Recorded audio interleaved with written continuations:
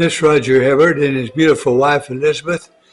We're reading our 4 chapters through the day, and right now we're in 1 Samuel, the 20th chapter.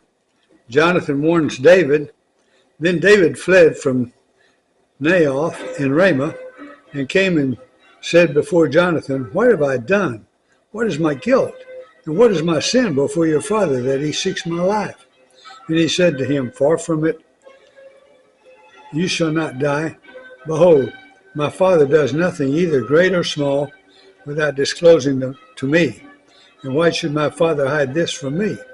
It is not so." But David vowed again, saying, "Your father knows well that I have found favor in your eyes." And he thinks, "Do not let Jonathan know this, lest he be grieved.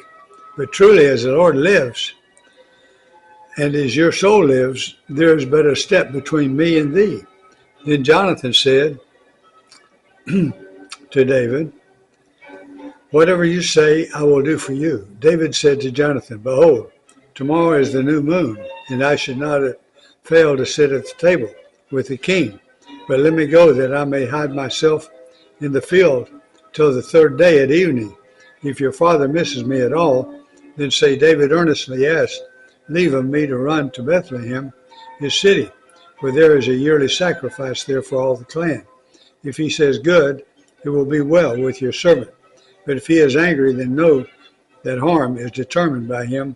Therefore deal kindly with your servant. For if you brought your servant into a covenant of the Lord with you. But if there is guilt in me, kill me yourself. For why should you bring to me to your father?" And Jonathan said, Far be it from you. If I knew that it was determined by my father that harm should come to you, would I not tell you?" Then David said to Jonathan, "Who will tell me if your father answers you roughly?" And Jonathan said to David, "Come, let us go out into the field." So they both went out into the field. And Jonathan said to David, "The Lord, the God of Israel, be witness. When I have sounded out my father about this time tomorrow, on the 3rd day, behold, if it is well disposed toward David, shall I not then send and disclose it to you?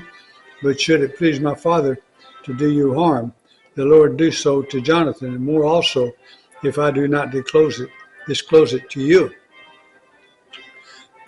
and send you away, that you may go in safety. May the Lord be with you as he has been with my father. If I am still alive, show me the steadfast love of the Lord, that I may not die. And do not cut off your steadfast love from my house forever, when the Lord cuts off every one of the enemies of David from the face of the earth." And Jonathan made a covenant with the house of David, saying, May the Lord take vengeance on David's enemies. And Jonathan made David swear again by his love for him, for he loved him as he loved his own soul. Then Jonathan said to him, "Tomorrow is the new moon, and you will be missed, because your seat will be empty. On the 3rd day, go down quickly to the place where you hid yourself when the matter was in hand, and remain beside the stone heap. And I will shoot 3 arrows to the side of it, as though I shot at a mark. And behold, I will send the boy, saying, Go find the arrows. If I say to the boy, Look, the arrows are on this side of you, take them, then you are to come. Not for as the Lord lives, it is safe for you, and there is no danger. But if I say to the youth, Look, the arrows are beyond you, then go, for the Lord has sent you away.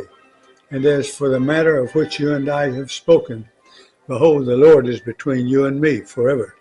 So David hid himself in the field, and when the new moon came, the king sat down to eat food. The king sat on his seat, as at other times, on the seat by the wall. Jonathan sat opposite, and Abner sat by Saul's side. But David's place was empty. Yet Saul did not say anything that day, for he thought something had happened to him. He is not clean, surely he is not clean.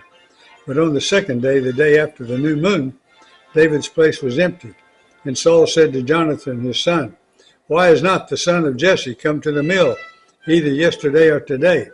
Jonathan answered Saul, David earnestly asked of me to go to Jerusalem.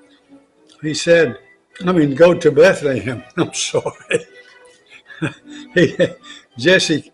Jonathan answered Saul, David earnestly asked leave of me to go to Bethlehem. He said, let me go, for our clan holds a sacrifice in the city, and my brother has commanded me to be there.